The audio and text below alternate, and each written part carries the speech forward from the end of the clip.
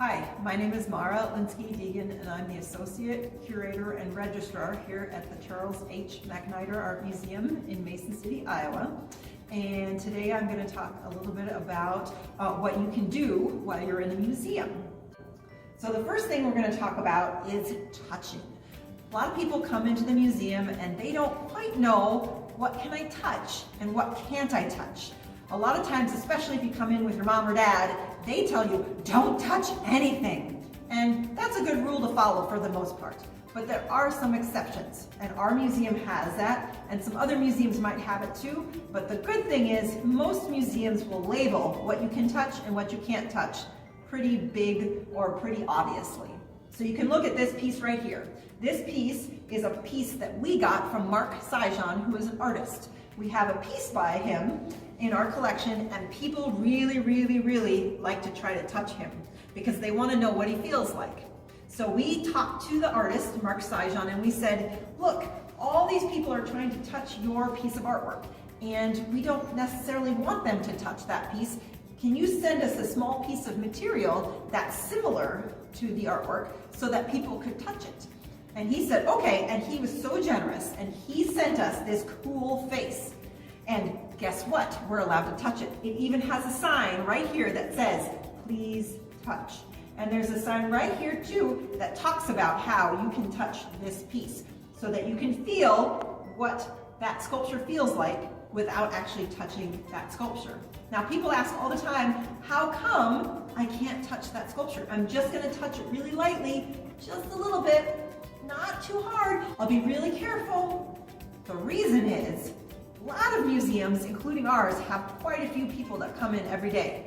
And if everybody just lightly touches it, there might be somebody who accidentally slips circles like this, and it might get a scratch on there.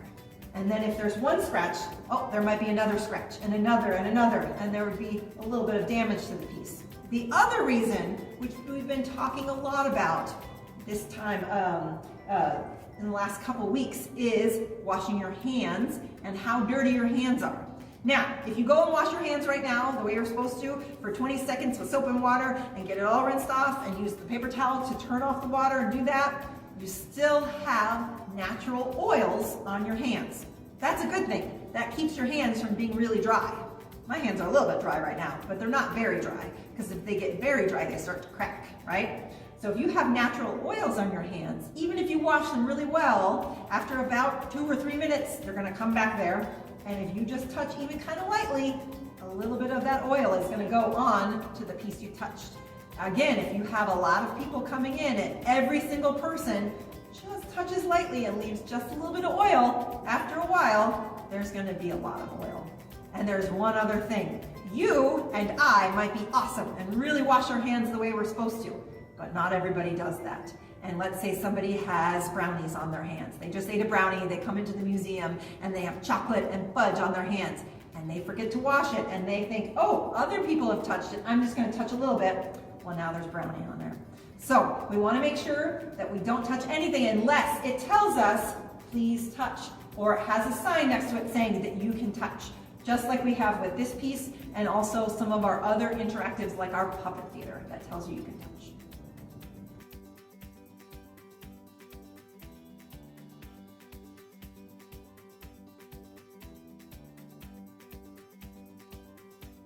So another thing you can look at when you come into a museum to get a bit more information about an artwork is the label.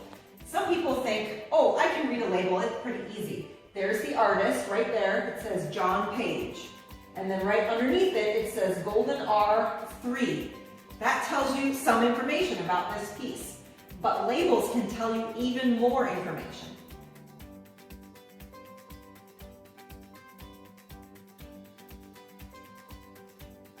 This label here says John Page, but right next to it, it says B, and then it says 1923. What that tells me is that this artist was born in 1923. So that gives me an idea about how old they are. Also, this right underneath the title, which is right here, is a new line. And this one says Intaglio Print on Paper, 1971. And what that tells me is what kind of art this is. So it's a special kind of print. It's on paper, and it was created in 1971. Our labels even tell you more information. Right underneath that, it tells us, or tells me, how this piece came into the museum. So right here on this one, it says, gift of Mr. and Mrs. Frank R. Jeffrey. That means Mr. and Mrs. Frank R. Jeffrey gave us this piece of artwork.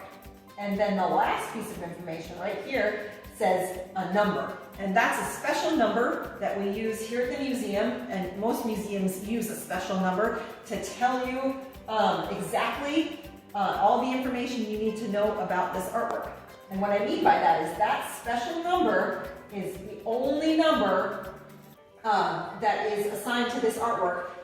Just this one number means every time I see it, 1987.3, I'm always talking about this piece of artwork. And for our museum, 1987 tells me what year this piece was given. So this piece came to our collection in 1987. Now, for some of you guys, you probably weren't even born in 1987. But this piece came here then, and it was even created before that. So another cool thing you can look at is some artists have a little bit more information on there. Now this one is some extra information about who gave the piece. So you can see this one is a little bit longer. Museum purchased in memory of Kelly Paulson using funds given by her family in honor of the museum's 50th anniversary. That's quite a bit of information.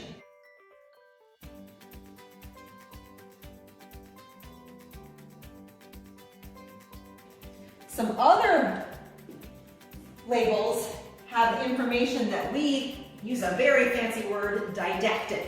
And really what it means is just telling you a little bit about more about the art.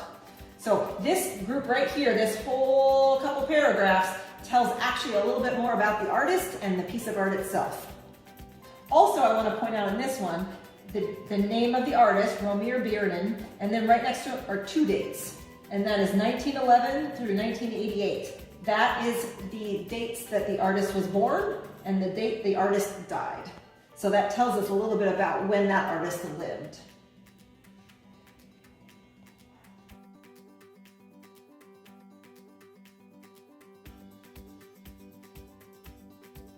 One cool thing I like to do when I'm in museums is something that you can do when you go to a museum with your family. This is something that my dad and I used to do all the time when we would go to museums, and I think it's kind of a fun thing to do for everybody.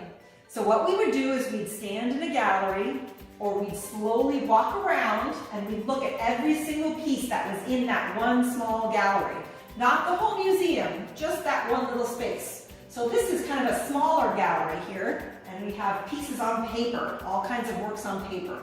So what I would do is I'd walk around and I'd pick the piece that I like the best. And I have to really look. I think, I like this one.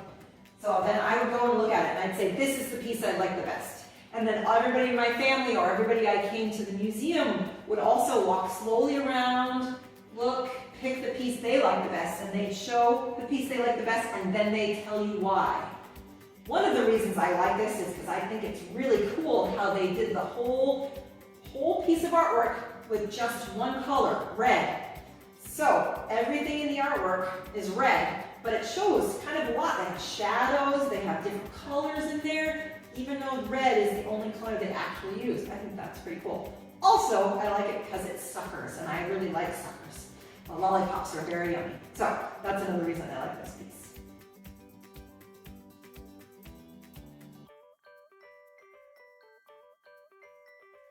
So I do that first, then I walk around and I think, what piece would I not want to have in my house? I don't know, all these are pretty cool. So I might pick a piece I wouldn't want to have in my house because, I like this piece, but I don't think I would want it in my house because that bird is kind of creepy. And that's a good reason. Maybe not why not to want it in your house. But you always have to say a reason why you like something the best or why you don't think you'd like it in your house.